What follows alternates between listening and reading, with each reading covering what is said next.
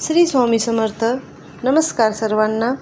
आपल्या हिंदू धर्मात सुहासिनी महिलांसाठी महत्त्वाचा आणि अखंड सौभाग्यवती लेणं देणं सण म्हणजे वटपौर्णिमा. आपल्या पतीला उत्तम आरोग्य, दीर्घायुष्य लागावा आणि 7 जन्मी हाच नवरा मिळावा यासाठी सर्व सुहासिनी अत्यंत श्रद्धेने हा व्रत करतात. वटपौर्णिमा 2026 हिंदू पंचांगानुसार ज्येष्ठ महिन्यातील पौर्णिमा तिथीला वटपौर्णिमा साजरी केली जाते. उदय तिथीनुसार यंदा हा सण सोमवारी 29 जून रोजी साजरा केला जाईल. तर पौर्णिमा तिथी प्रारंभ 29 जून रोजी 2026 रोजी पहाटे 3:07 वाजता प्रारंभ होईल. तर पौर्णिमा तिथी समाप्ती 30 जून रोजी 2026 रोजी पहाटे 7:27 समाप्त होईल. तर 1.5 तासाचा राहू काळ हा सकाळी 6:44 ते 8:27 या वेळेस आहे. या वेळेस कोणतेही शुभ कार्य करणे अशुभ मानला जातो. यामुळे या 1.5 तासाच्या कालावधीत पूजा करणे टाळावे. तर वटपौर्णिमाचा शुभ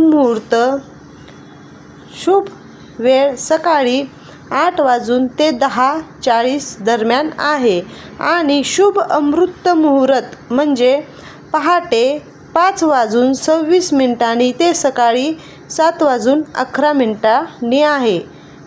दुसरा मुहूर्त 8:55 ते 10:40 पर्यंत असेल. अभिजित मुहूर्त हा 11:56 ते 12:52 असणार आहे. तर पूजेची योग्य पद्धत: वडाच्या झाडाजवळ सावित्री सत्यवानाची कथा वाचून आणि ऐकून अखंड सौभाग्य आणि सुखी संसारासाठी ओम सावित्री देव्य नमः ह्या मंत्राचा 11 किंवा 108 वेळा जप करायचा आहे. मी मंत्र परत उच्चारते. ओम सावित्री देव्य नमः, ओम सावित्री देव्य नमः या मंत्राचा उच्चार करायचा आहे. तर शुभ रंग. तर अशुभ रंग कोणते? तर या दिवशी काळा, निळा आणि पांढऱ्या रंगाचे कपडे किंवा बांगड्या वापरणे टाळावे. तर शुभ रंग ह्या प्रकारे आहे: लाल, पिवळा आणि हिरव्या रंगाचे वस्त्र परिधान करणे उत्तम मानले जाते.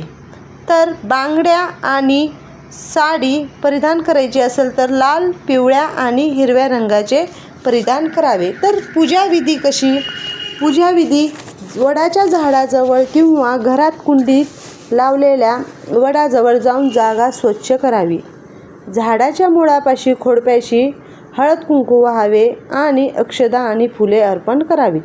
नैवेद्य आणि ओटी भरणे: सावित्री आणि सत्यवान यांच्या स्मृतीला वंदन करून वडाला फळे आणि विड्याचे पान, सुपारी अर्पण करावी.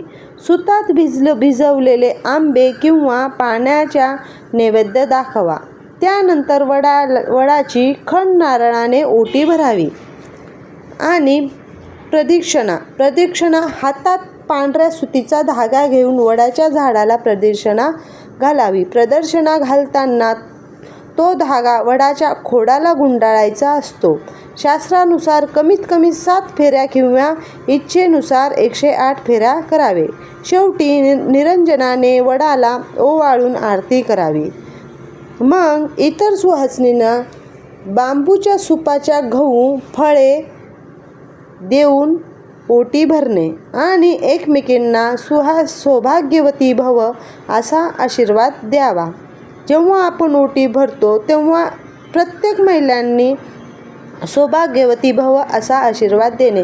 तर ही वटपौर्णिमाची छोटीशी माहिती माझी कशी वाटली ही व्हिडिओद्वारे नक्की सांगणे. आणि मी शॉर्ट व्हिडिओमध्ये तुम्हाला छोट्या स्वामी सेवा, अत्यंत प्रभावी सेवा असतात त्या तुम्हाला शॉर्ट व्हिडिओद्वारे मी देत असते. तर तुम्ही नक्की करा. तुम्हाला काही अडचण असेल तर मला कमेंटमध्ये नक्की सांगा. माझ्याकडून जेवढी सेवा घडती आहे स्वामींची तेवढी मी तुम्हाला देऊ इच्छिते. श्री स्वामी समर्थ.